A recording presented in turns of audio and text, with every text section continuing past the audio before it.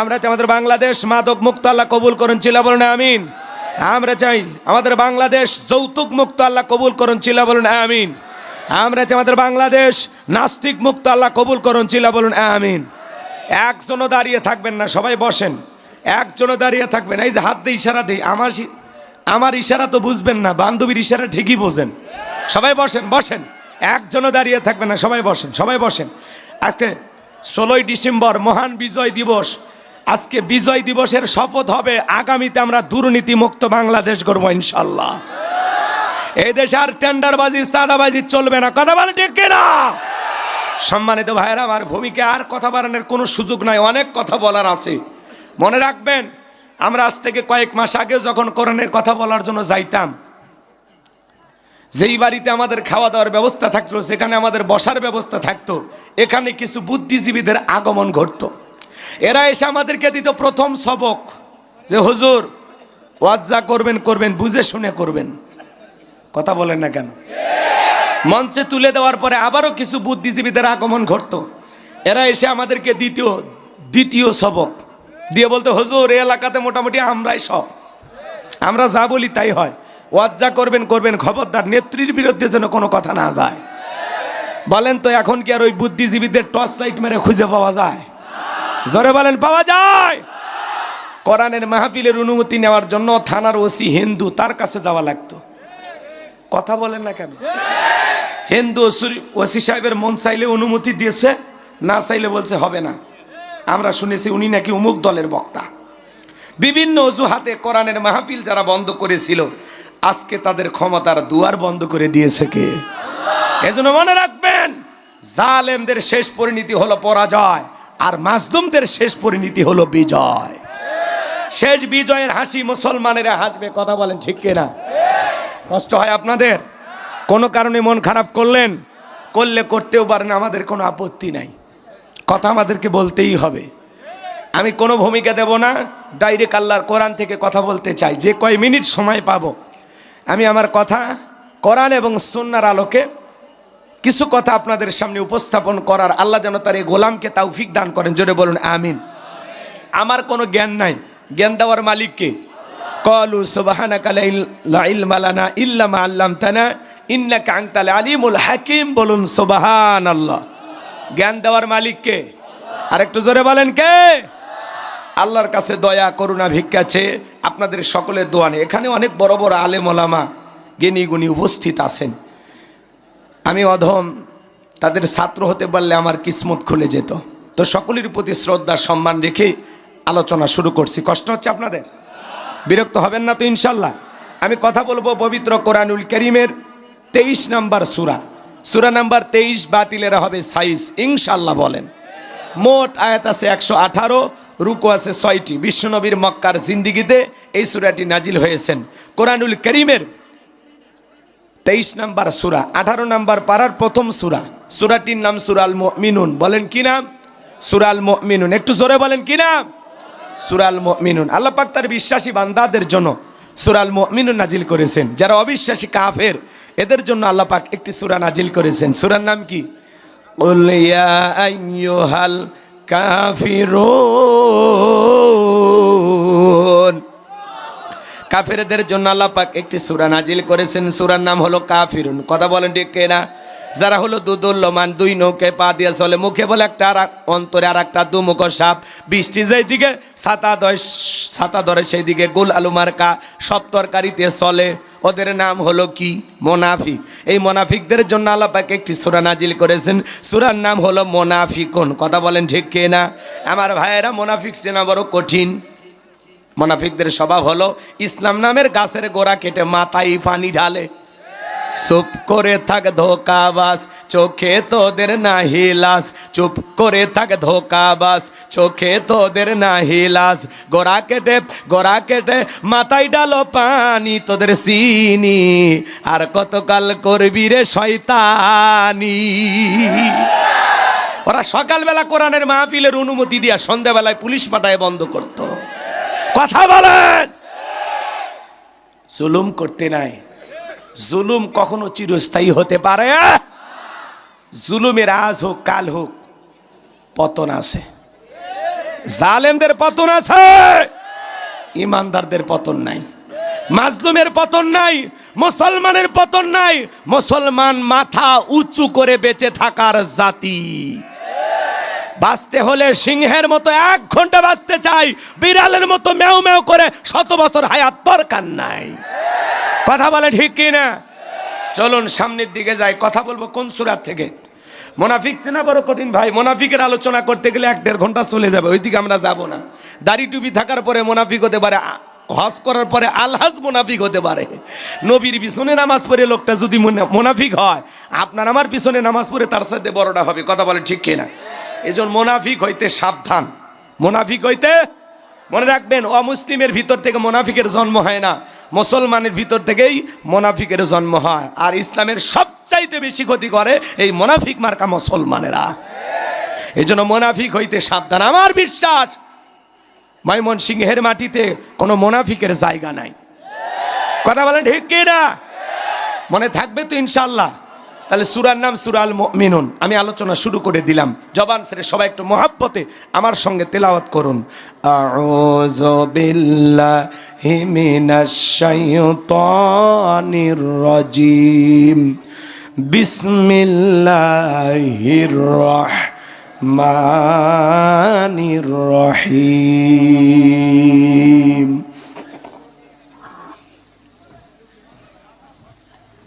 বিতাড়িত মুরদাদ শয়তানের কাছ থেকে আল্লাহ পাকের কাছে আশ্রয় প্রার্থনা চাচ্ছি। পরম করুণাময় অসীম দয়ালু আল্লাহ তাআলা নামে শুরু করছি। সূরার নাম সূরাল মুমিনুন। মনে থাকবে তো ইনশাআল্লাহ? যারা পারেন আমার সঙ্গে তেলাওয়াত করুন। আমার আল্লাহ রাব্বুল আলামিন বলেন, ক্বাদ আফলাহাল মুমিনুন। আরেকটু আস্তে বলেন আল্লাহু আকবার। জোরে বলবেন, জোরে জোরে আল্লাহু আকবার জোরে বলেন। হার্টে কোনো সমস্যা থাকলে আল্লাহ দূর করে দেবে। অরাব্বাকা ফাকাব্বির, তাকবীর হবে রবের নামে, স্লোগান হবে রবের নামে। যেই জমিনে আল্লাহর শ্রেষ্ঠত্ব বরত্ব ঘোষণা করা হয়, ওই জমিনে শয়তানি শক্তি টিকতে পারে না। যখন আপনি আল্লাহু আকবার বলবেন, এই স্লোগানে শয়তানের গায়ে আগুন ধরে যায়, ও টিকতে পারে না, ও বর্ডার খোঁজে পালানোর জন্য। লিল্লাহি তাকবীর। যে কোনো আয়াত বা সূরার তাফসীর করতে হলে কোন প্রেক্ষাপটে কোন সময় আল্লাহ তাআলা সেই সূরাটি বা আয়াতটি নাজিল করেছেন, সেই নাজিলের প্রেক্ষাপট জানার দরকার আছে না নাই? আরবিতে বলা হয় শানে নজুল। যদি শানে নজুল আলোচনা করা হয় তাহলে তাফসীর বুঝতে সহজ হয়। তাহলে সূরা আল মুমিনুন বিশ্বনবীজির উপরে কোন প্রেক্ষাপটে কোন সময় নাজিল করেছেন আল্লাহ তাআলা, আমি কি একটু তুলে ধরবো?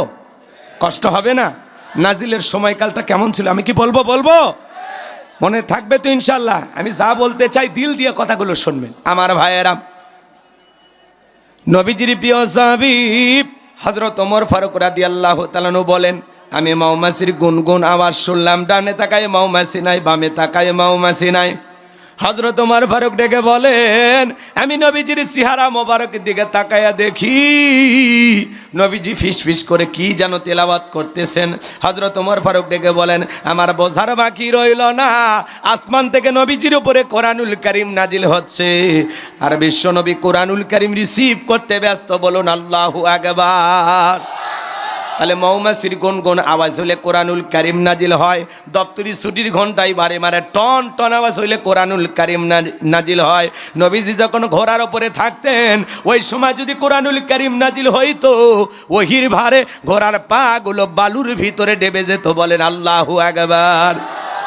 তাহলে কোরআনুল কারীমের একটা আলাদা ওয়েট, আলাদা একটা ওজন আছে না নাই? 8টি পদ্ধতিতে নবীজির উপরে কোরআনুল কারীম নাজিল হইতো।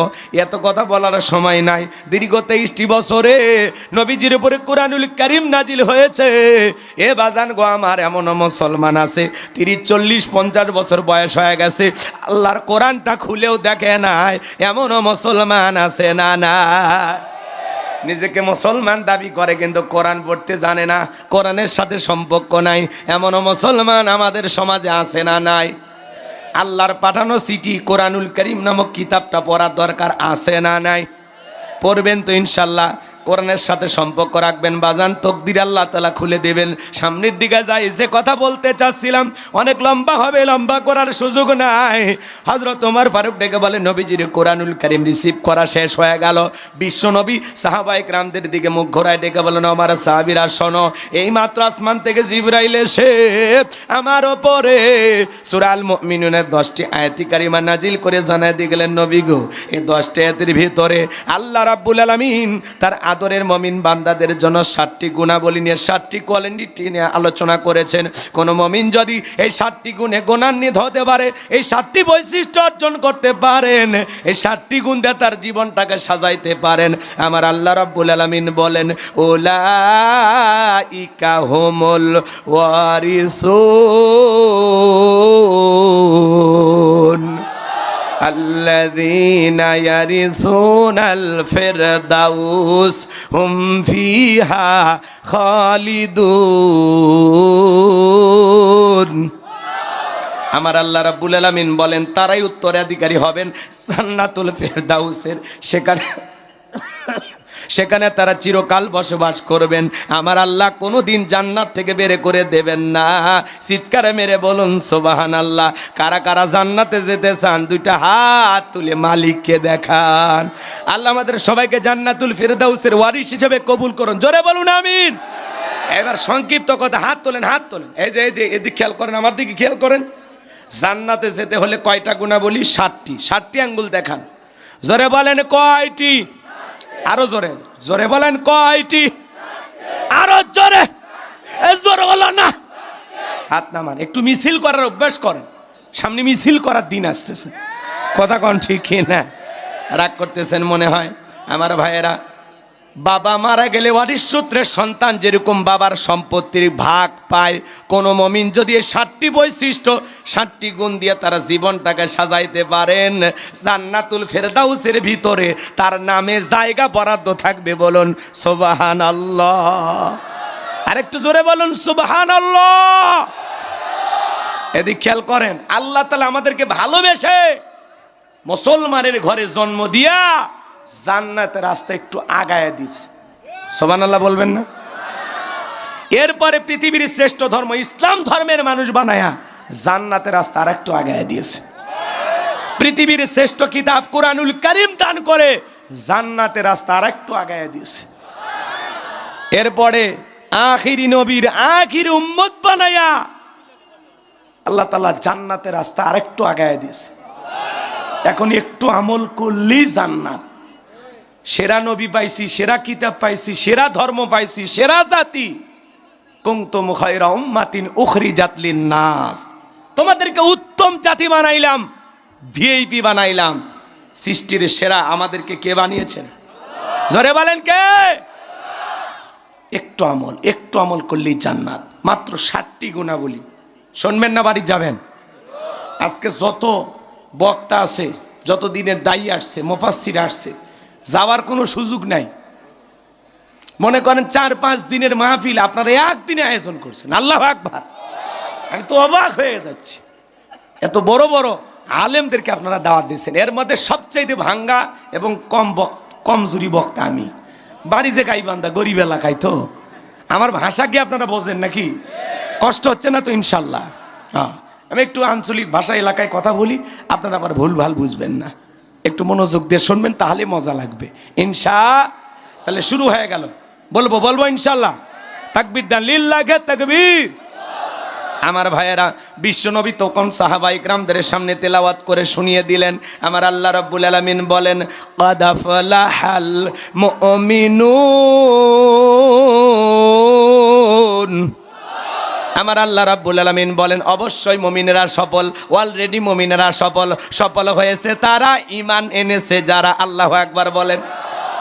আমরা মনে করি ক্ষমতা পাইলে সফল, টাকা থাকলে সফল, যশ খ্যাতি থাকলে সফল, সেলিব্রিটি যারা, এরা বুঝি সফল না। আল্লাহর কাছে এগুলো সফলতার মাপকাঠি না। বর্তমান পৃথিবীর সবচাইতে ক্ষমতাধর ব্যক্তির নাম হলো ডোনাল্ড ট্রাম্প। কথা কয় না? এর আগে জো বাইডেন ছিল, এখন কে? আমেরিকা তাদের 47তম প্রেসিডেন্ট ডোনাল্ড ট্রাম্পের মতো মানুষকে নির্বাচিত করেছে। কমলা হ্যারিসকে তারা আমেরিকার প্রেসিডেন্ট বানায় নাই। আমেরিকার ইতিহাসে আজ পর্যন্ত কোনো নারী তাদের প্রেসিডেন্ট হয় নাই। আমরা আগামীতে সিদ্ধান্ত নেব, আর যাই হোক বাংলার মাটিতে কোনো নারীকে আমরা প্রধানমন্ত্রী বানাবো না। আগামীতে পুরুষ প্রধানমন্ত্রী কারা কারা চান হাত তুলে দেখান। আজকের এই বিজয়ের দিনের এই শপথ যেন মনে থাকে। মহিলা মানুষ দাঁড়াইলে আমরা ভোট দিতে যাব না।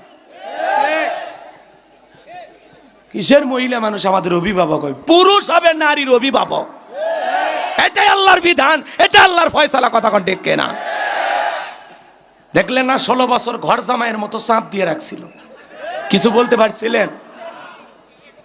মেয়ে মানুষের রাগ বেশি, জেদ বেশি। বাড়ি ঘরেই দেখেন না মাঝে মাঝে বাড়িতে ঝগড়া লাগে, হাড়ি বাতিল ভেঙে ফেলে দেয়, স্বামী তুলে আসার মারে। ওরা যদি একবার শান্তির জায়গা পায় জীবন চলে যাবে, জায়গা ছাড়বে না।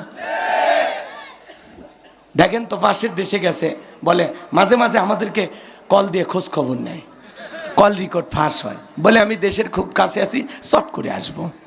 তা আপনি আসবেন, তাহলে গেলেন কেন? উনি চলে যাওয়াতে ওই 2-3 দিন শাসকবিহীন যে রাতগুলো আমরা পার করছি, ভয়াবহ কঠিন, লুটপাট হয়েছে, দুর্নীতি হয়েছে, বাড়ি ঘরে আগুন লাগাইছে, নানান ধরনের অপ্রীতিকর ঘটনাগুলো ঘটছে। আপনি আরো 20 বছর থাকলে যেই ক্ষতিটা না হইতো সেই ক্ষতি আপনি ওই 3-4 দিনে করে গেছেন। আপনি আবার আসবেন, আসেন। এই দেশ আপনার বাবার, এই দেশ আপনার স্বামীর, আপনি আসেন। কথা কয় না? কথা কয় না? বুবু আইবা তুমি আইবা গো, সেই দিন আইসা বুবু ক্ষমতা পাইবা না। না বলবো না, রাগ করি না। অনেকে আবার 16 বছরের মায়া তো এখনো কাটেনি, হুজুর এগুলো কি বলে? রাগ করতেছেন আপনারা? বুবু আইবা তুমি আইবা গো, সেই দিন আইসা বুবু ক্ষমতা পাইবা না। খোঁজ নাই বুবু কাদের কাকার, অবস্থা খারাপ দরবেশ বাবার, হাউন আঙ্কেল এখন সামনে আসে না। নেহাতা কর্মী সব জেলের ভিতর, আমি আসি ডরের ওপর, কখন জানি আসে গ্রেপ্তারি পরোয়ানা।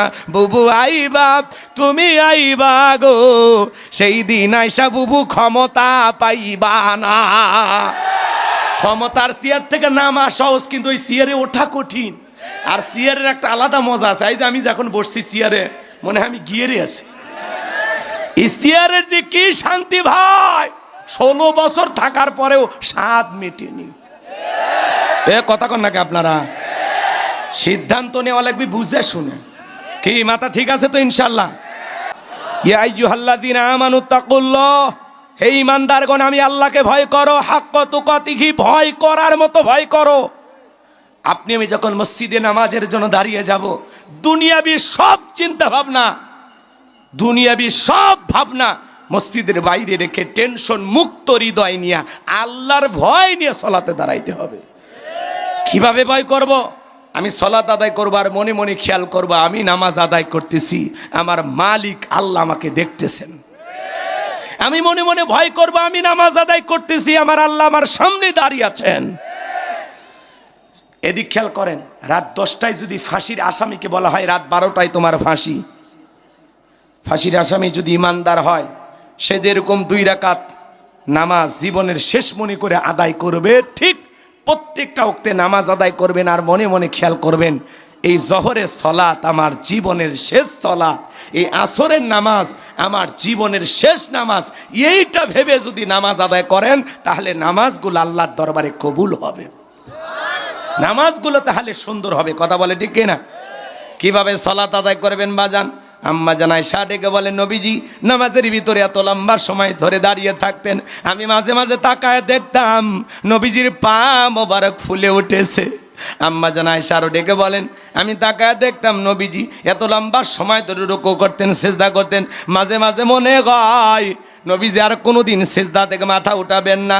আম্মা জান আয়েশা ডেকে বলেন, একদিন রাতের বেলায় দেখি নবীজি সিজদা দিয়ে এত কান্না করেছেন, কাঁদতে কাঁদতে সিজদার জায়গাটা পর্যন্ত ভিজে গেছে।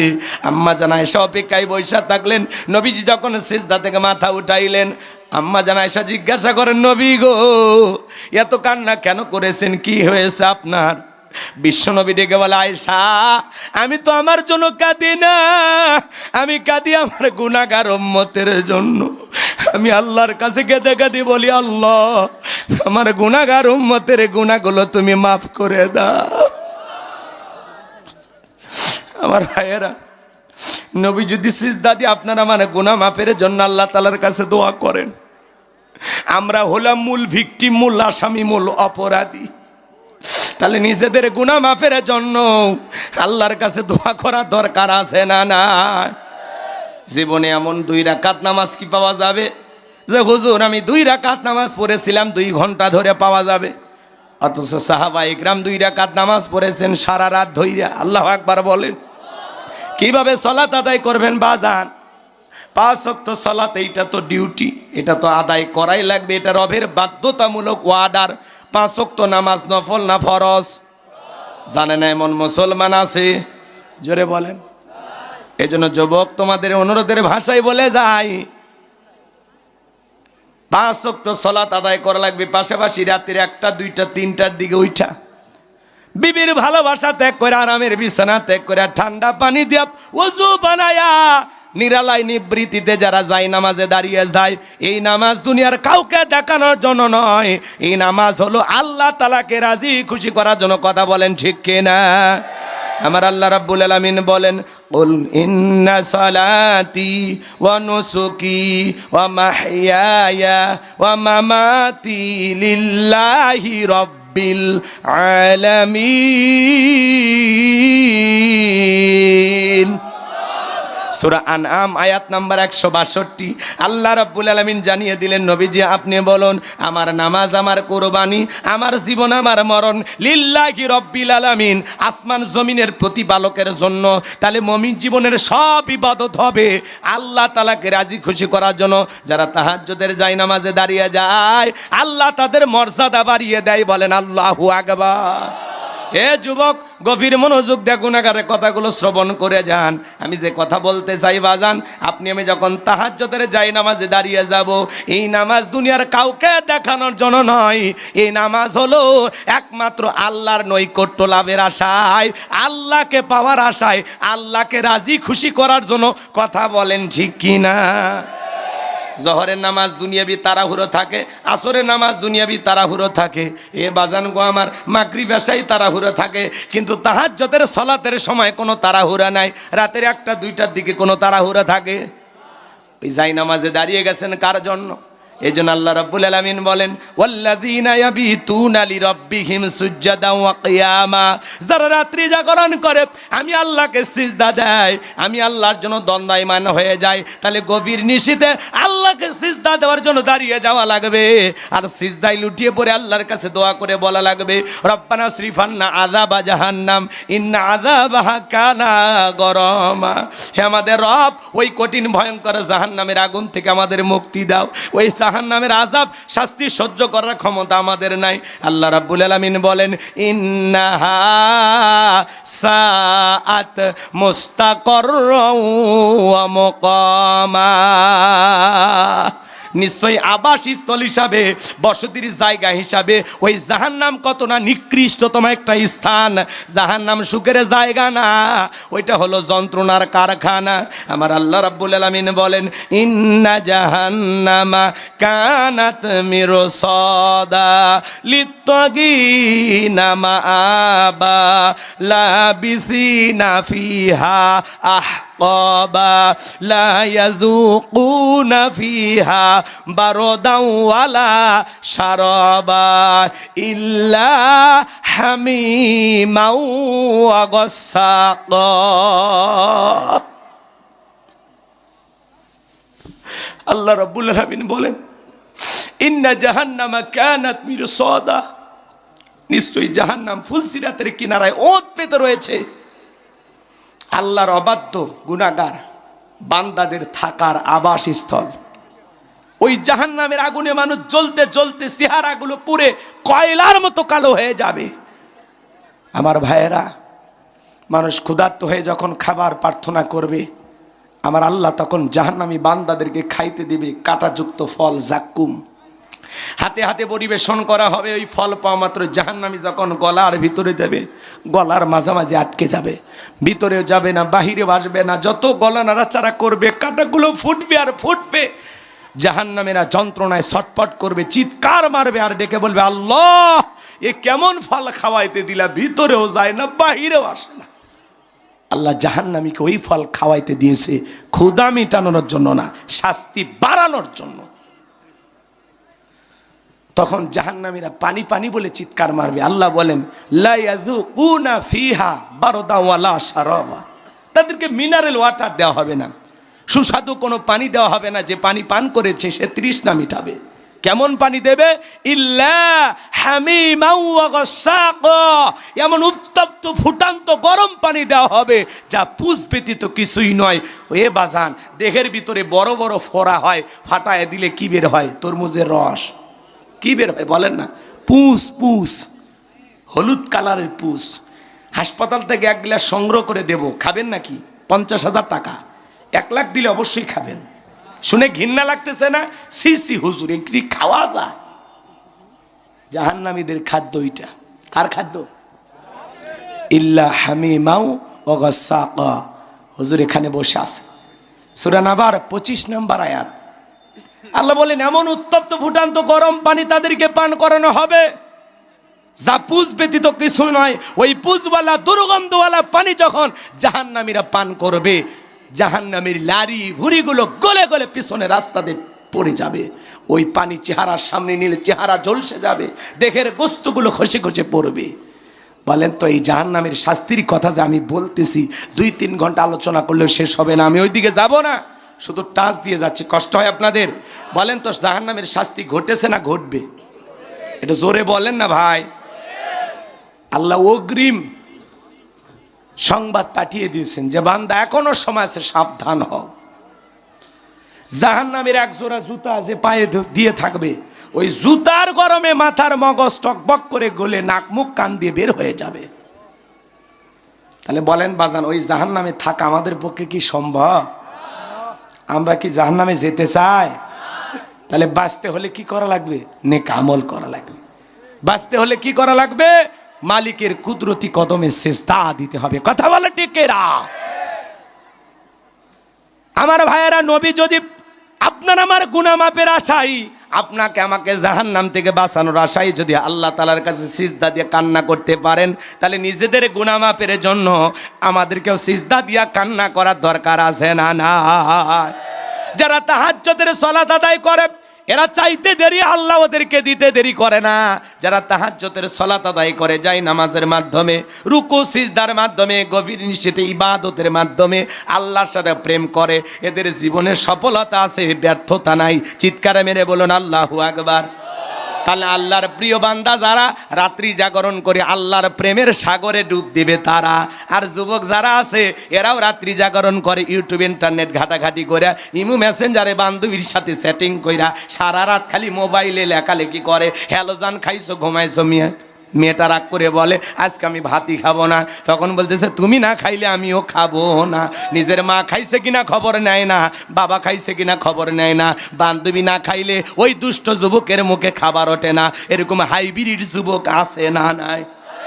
সারা রাত ইমো মেসেঞ্জারে সেটিং কইরা, মোবাইল ঘাটাঘাটি কইরা, ফ্রি ফায়ার পাবজি খাইলা, ফজরের আজান হয় যখন, ওই হাইব্রিড যুবক ঘুমাইতে যায় তখন নামাজও পড়ে না। যুবক রে, এই ঘুম ভাঙলে সকাল, না ভাঙলে পরকাল। কথা বলেন ঠিক কিনা? কেমন করে ঘুমাও তুমি, ওরে ময়মনসিংহের যুবক, কেমন করে ঘুমাও তুমি ফজর করে কাজা? এমনও তো হতে পারে ও তোমার জহরে জানাজা, এমনও তো হতে পারে ও তোমার জহরে জানাজা। যুবক রে, তোমাদের পায়ে হাত রোধ করে বলে যায়, খবরদার খবরদার, ফজরের নামাজ না পড়িয়া তোমরা ঘুমাইবা না। মনে থাকবে তো ইনশাল্লাহ। বিয়ের আগে অবৈধ কোনো প্রেম ভালোবাসা করা যাবে না, ওই যে বললাম 4 নাম্বার কোয়ালিটিতে যুবকদের কথা বলবো, একটু অপেক্ষা করো যুবক, সামনের দিকে যায়। মন খারাপ করছেন মনে হয়। সাহাবা ইকরাম কিভাবে সালাত আদায় করতেন জানেন? মরুভূমিতে সাহাবা ইকরাম যখন নামাজে দাঁড়িয়ে যেতেন, ওই মরুভূমির পাখিগুলো খেজুর গাছ মনে করে সাহাবা ইকরামদের কাঁধের মধ্যে বসে বাড়তো, মাথার উপরে বসে থাকতো। নবীজির সাহাবীরা সালাতে এত মনোযোগ, কাফেররা বলে ওগুলো মানুষটা অন্য কিছু, পাখি পড়ে আছে তারপরেও টের পাইতো না। চিৎকারে মেরে বলুন সুবহানাল্লাহ। কাঁধে পাখি পরে থাকে তারপরে টের পাই না। আর আপনি আমি একটা মশা পড়লে এই হাতে এই জায়গায় নিয়ে যা, আগে মশা মারে তারপরে সূরা ধরে। কথা বলেন। হযরতে তালহা রাদিয়াল্লাহু তাআলা সালাত আদায় করতেছেন, জঙ্গল থেকে সাপ এসে সন্তান খেলা করতেছিল, পেঁচিয়ে ধরেছে। স্ত্রী মানুষজনকে ডাকলেন, ছেলেটাকে বিপদ মুক্ত করলেন।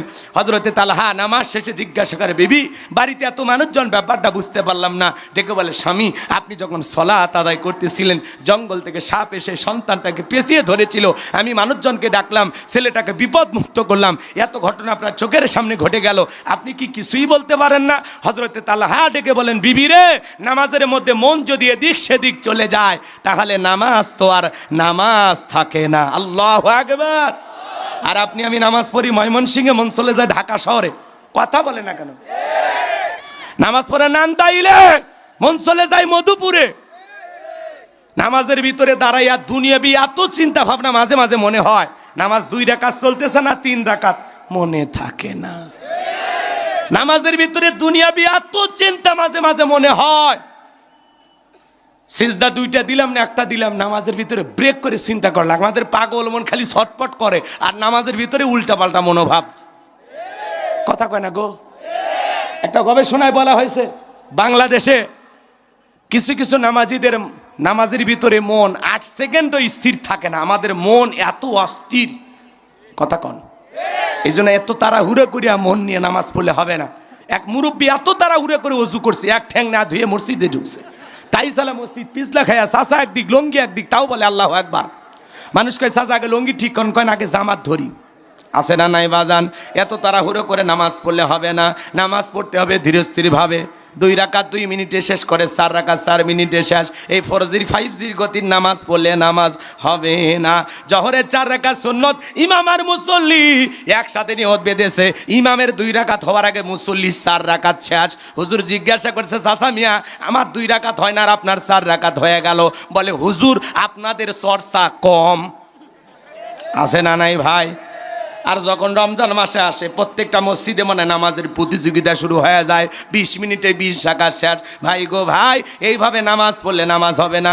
আল্লাহ তারে গোলামকে সোনার মক্কা মদিনায় নিয়েছিল, সেখানে তারাবি পড়তে সময় লাগলো 1 ঘন্টা 45 মিনিট। আর আপনি 20 মিনিটে 20 রাকাত।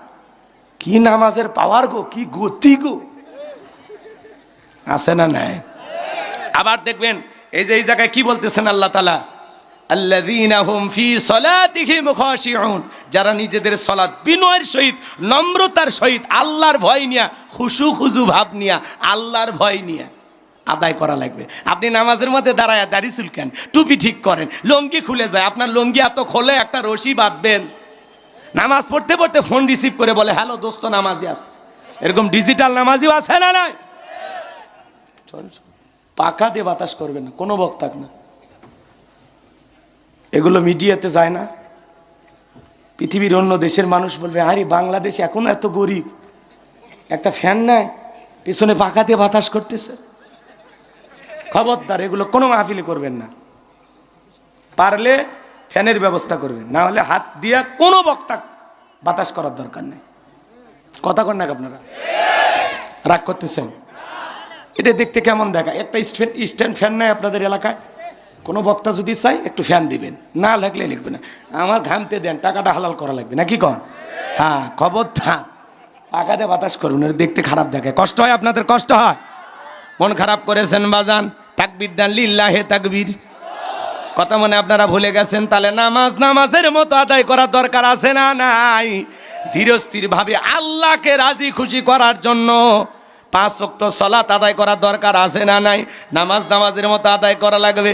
আল্লাহ রাব্বুল আলামিন বলেন, ফালিয়াবুদু রাব্বা হাযাল বাইত, আল্লাযী আত'আমাহুম মিন জু' ওয়া আমানাহুম মিন খাউফ। আল্লাহ বলেন এই ঘরের মালিকের ইবাদত করো। ইবাদত যদি ইবাদতের মতো হয়, নামাজ যদি নামাজের মতো হয়, আমি আল্লাহ তোমাদেরকে দুইটা জিনিস দেব। এক নাম্বার, যে বান্দা 5 ওয়াক্ত সালাতে মাথা নত করে আমি আল্লাহকে সিজদা দেবে, ওই বান্দার জন্য আমি আল্লাহ রিজেকের ব্যবস্থা করব। নামাজ যদি নিয়মিত আদায় করেন, আমার আল্লাহ আপনাকে না খাওয়ায়া রাখবে না। আল্লাহ এক নাম্বার। এ ভাই, প্যান্ডেলে কথা বললেন না গো, কি করেন আপনারা? মাঝে মাঝে খেয়াল হারিয়ে যাচ্ছে, ওই জন্যই রাগ করতেছেন আপনারা। এদিক খেয়াল করেন বাজান। তাহলে নামাজ আদায় করলে রিজেকের ব্যবস্থা করবেন কি? আরেকটু জোরে বলেন কি? আপনাদের এলাকায় একটা প্রাণী রাত 2টা 1টার পরে বের হয়, কুহু কইয়াছিল, ওর নাম শিয়াল পণ্ডিত। ওর নামে কি আপনাদের এলাকায় ভাতের হোটেল আছে, মুরগির হোটেল আছে, ব্যাংকের অ্যাকাউন্টে টাকা আছে? ওরে খাওয়ায় কে গো? একটা পাখি সকালবেলা খালি পেটে নিট থেকে বের হয়ে যায়, সন্ধ্যাবেলা ওই পাখির পেট ভরে বাসায় ফেরত আসার ব্যবস্থা করেন কে? তা আল্লাহ যদি দুনিয়ার এত মাখলুককে খাওয়ায়, আপনাকে আমাকে কি আল্লাহ না খাওয়ায় রাখবে? রিজেক দেওয়ার মালিককে। ওয়ামা মিন দাব্বাতিন ফিল আরদি ইল্লা আলাল্লাহি রিজকুহা। পৃথিবীতে এমন কোনো বিচরণশীল প্রাণী নাই যার রিজেকের ব্যবস্থা আমি আল্লাহ আসমান থেকে করি না। চিৎকার মেরে বলুন সুবহানাল্লাহ। ওই আটলান্টিক মহাসমুদ্রের 33,000 ফিট গভীর অতল পানির নিচে থাকা ছোট্ট একটা প্রাণী, তার রিজেকের ব্যবস্থা আসমান থেকে করেন তিনি কে? এজন্য যুবক, আল্লাহ বলতেছেন নামাজের মতো আদায় করলে 1 নাম্বার আমি আল্লাহ তোমাদের জন্য রিজেকের ব্যবস্থা করব, আর 2 নাম্বার সকল ভয় থেকে নিরাপত্তা দেব। জানের ভয়, মালের ভয়। মেয়েটা স্কুলে যায়, ভালোভাবে ফিরবে নাকি ভয় আছে না নাই? মেয়েটা কলেজে গেল, ভালোভাবে ফিরবে নাকি জামাই সাথী নিয়ে ফিরবে? এই যে একটা আতঙ্ক ভয় আমাদের ভিতরে কাজ করে। 2 লাখ টাকা নিয়ে পথ চলতেছেন, মনে মনে ভাবতেছেন আল্লাহ এ টাকা নিয়ে বাসা পর্যন্ত যেতে পারবো নাকি ছিনতাইকারী কবলে পড়ে টাকা যান 2টা হারাবো? আপনার আমার ভিতরে ভয় কাজ করে কি না? তাহলে সকল ভয় থেকে আল্লাহ নিরাপত্তা দেবেন। নামাজ করলে 2-3 ঘন্টা কথা বলা যায়। আমি পরিষ্কার শেষে একটা কথা বলতে চাই, শোনেন ভাই, শুধু মসজিদে নামাজ তাকওয়া রেখে রাখলে হবে না, আমাদের অন্তরে তাকওয়া থাকার দরকার আছে না নাই? আল্লাহর ভয়ে নিয়মিত 5 ওয়াক্ত সালাত আল্লাহর কোন কোন বান্দা আদায় করবেন? 2 হাত তুলে মালিককে দেখান। আল্লাহ আমাদের সবাইকে 5 ওয়াক্ত নামাজি বানায় দেন। জোরে বলুন আমিন। এতগুলো মানুষ যদি আজ থেকে নামাজি হয়ে যায়, আজকের মাহফিল সফল হবে। কথা বলে ঠিক কিনা? শুধু হাতটা যেন প্যান্ডেলের ভিতরে থাকে না, এই আমলের কথা ঘর পর্যন্ত পৌঁছে যাবে তো ইনশাআল্লাহ। আল্লাহ সবাইকে নামাজি বানায় দেন। জোরে বলুন আমিন। এইবার মুমিন বান্দার 2 নাম্বার গুণাবলী, ওয়াল্লাযীনা হুম আনিল লাগবি মুরিদুন। মুমিন বান্দার 2 নাম্বার গুণাবলী, অনার্থক কথাবার্তা বলা যাবে না, আজে বাজে কথা বলা যাবে না। এক জায়গায় বসে 2-3 ঘন্টা গল্প করে, অমুক খারাপ তমুক ভালো, খারাপ এ ভালো না সে ভালো না, চায়ের কাপে ঝড় তোলে, মনে হয় গীবত কমিটির সভাপতি সেক্রেটারি বসে গেছে। কথা বলে না কেন? খালি মানুষের সমালোচনা। মনে রাখবেন, যারা সমালোচনাকারী এরা যাবে জাহান্নামে। ওয়া কুন্না নাখুদু মাআল খায়িদিন। সাকর নামক জাহান্নামে তারা যাবে যারা দুনিয়াতে সমালোচনা করত। আলেমদের বিরুদ্ধে, ইসলামের বিরুদ্ধে কথা বলে না কেন? এত সমালোচনা কেন?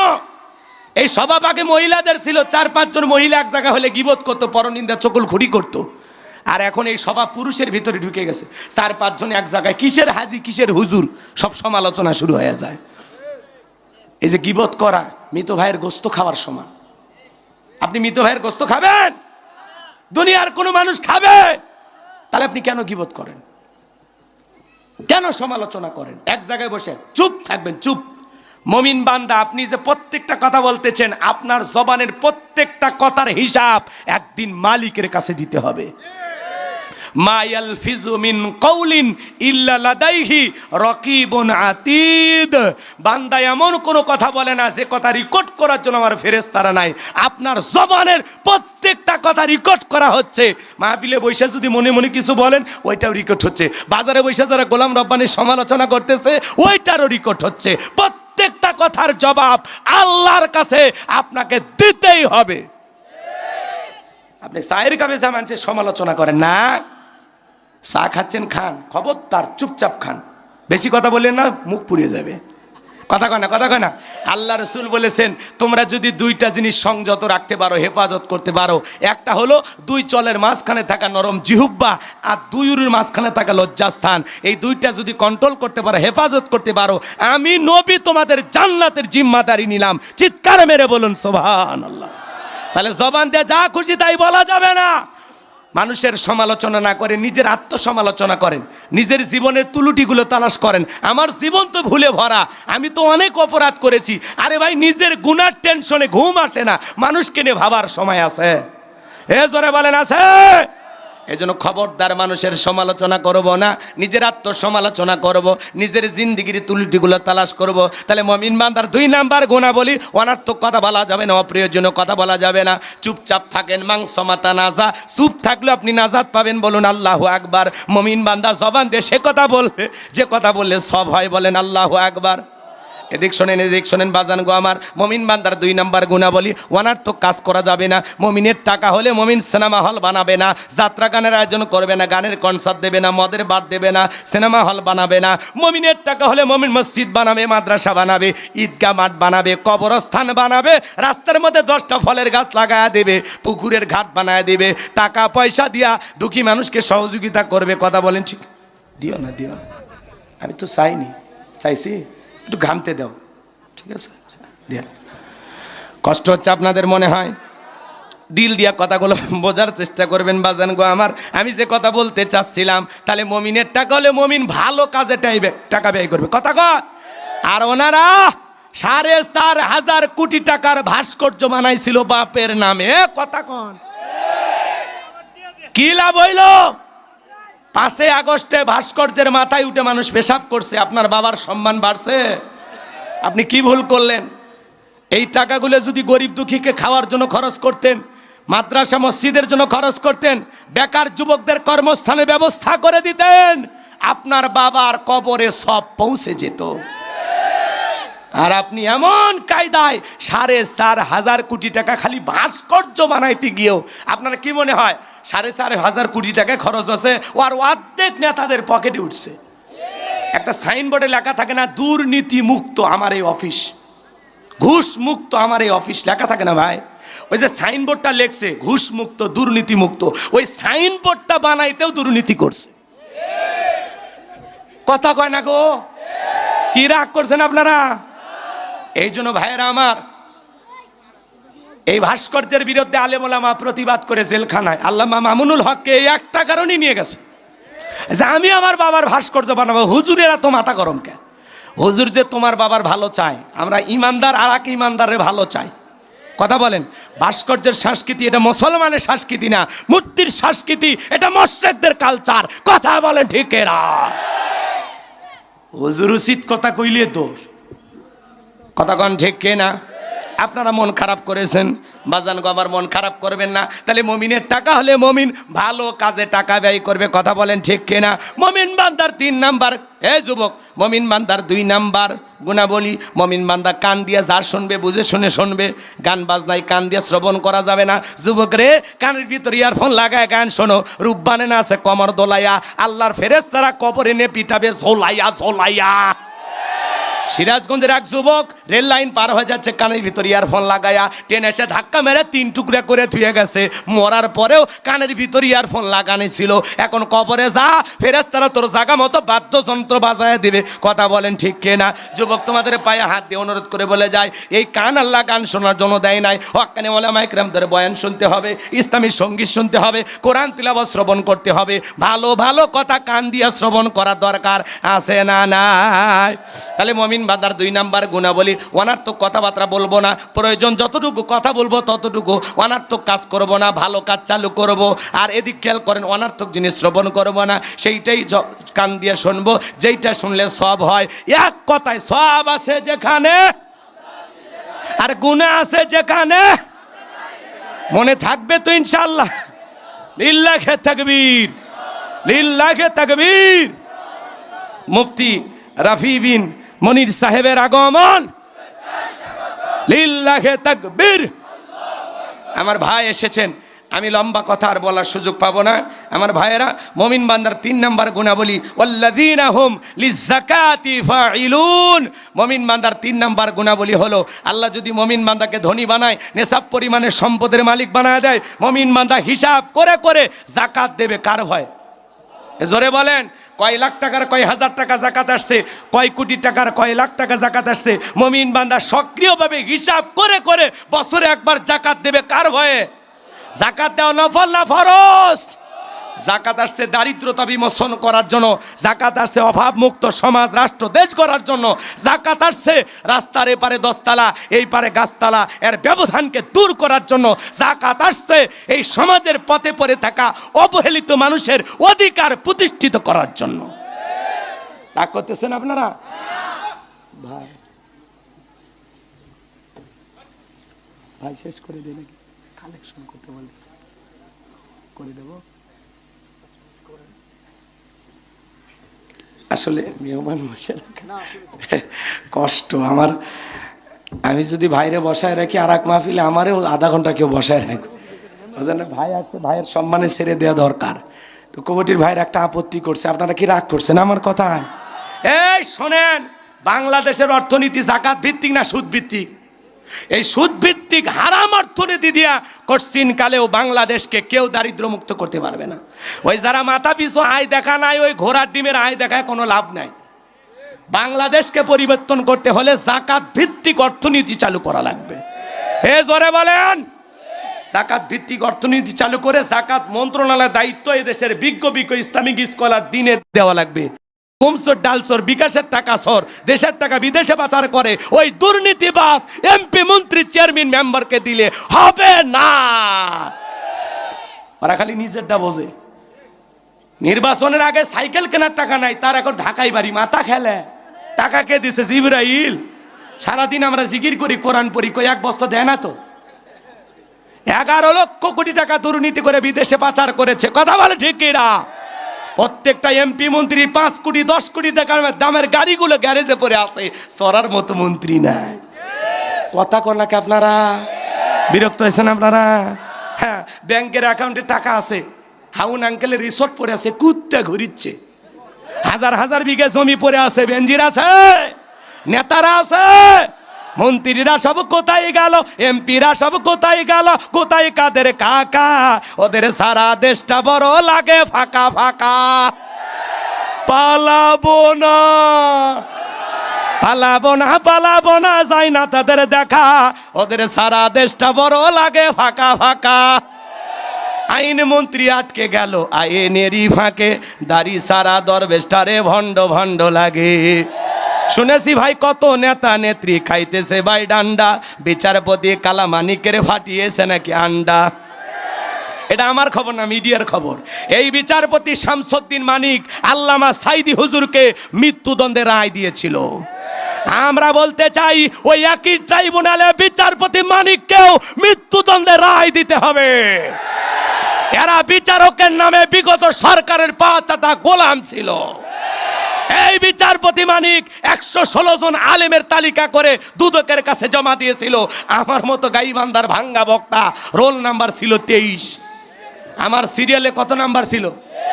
আলেমদের তালিকা করেছিল। আজকে বিনা তালিকায় কলার পাতায় শুয়ে থাকে, ওর থেকে পুলিশ নিয়ে আসে। বাবা, কলার পাতায় থাকবে কেন? জেলখানায় থাকো। কথা কন ঠিক কি না? এই বিচারক যদি সত্যি দুনিয়াতে ন্যায় বিচার করত, বিচারকের কাঠ গড়ায় দাঁড়ানো লাগতো না। এরা ন্যায় বিচার করেনি। কথা কন, কথা কন। পলকের ঝলক গেল, পলকের ঝলক গেল, থামিয়ে নেটের চাকা, ওদের সারা দেশটা বড় লাগে ফাঁকা ফাঁকা। কোথায় গেল সংসদেতে মমতাজের গান, কোথায় গেল হজরত বলা স্বামী মুসমান। 70 টাকা তাহাজ্জুদ পড়তো, আল্লাহর মদের বোতল খাইতো। দেখেননি? বিরাট বড় আল্লাহর ওলি দাবি করতো, কিন্তু 5 তারিখে ভাগ্যে কি আছে জানে না। কিসের 41 সাল? 24 সালে খেল খতম। আমরা চাইছিলাম খালি পদত্যাগ করেন, আল্লাহ বলে কিসের পদত্যাগ? এরা যে অপরাধ করেছে শুধু পদত্যাগ না, আমি আল্লাহ প্রত্যেকটাকে দেশ ত্যাগ করতে বাধ্য করব। ইন্না বাতশা রাব্বিকা লাশাদীদ, আল্লাহর পাকড়াও বড় কঠিন। আল্লাহ ধরে ধরে না, যেদিন ধরবে বাপ টাকার টাইম দেবে না। কথা বলেন ঠিক কিনা? এই জন্য ভাইয়েরা আমার, আমরা সেই মুসলমান, আমরা কখনো মাথা নিচু করব না। কথা বলেন না কেন? মুসলমান মাথা উঁচু করে বেঁচে থাকার জাতি। বদরের প্রান্তরে আল্লাহ যদি 313 জন সাহাবীর মাধ্যমে মুসলমানদের প্রথম বিজয় দিতে পারে, মনে রাখবেন ওই বদরের সাহাবীদের মতো ঈমান আমল যদি মজবুত করতে পারি, আজও মুসলমানদের আল্লাহ বিজয় দেবেন। কথা বলেন ঠিক কিনা? সেই বিজয় আনতে যদি কখনো ডাক আসে, মাথায় কাফনের কাপড় বেঁধে বিবি সন্তানের কাছ থেকে বিদায় নিয়ে আল্লাহর জমিনে আল্লাহর দ্বীনকে প্রতিষ্ঠিত করার জন্য, কোরআনের সমাজ ব্যবস্থা কায়েম করার জন্য কারা কারা বুকের তাজা রক্ত দিতে রাজি? দুই হাত তুলে দেখান। লিল্লাহে তাকবীর, লিল্লাহ।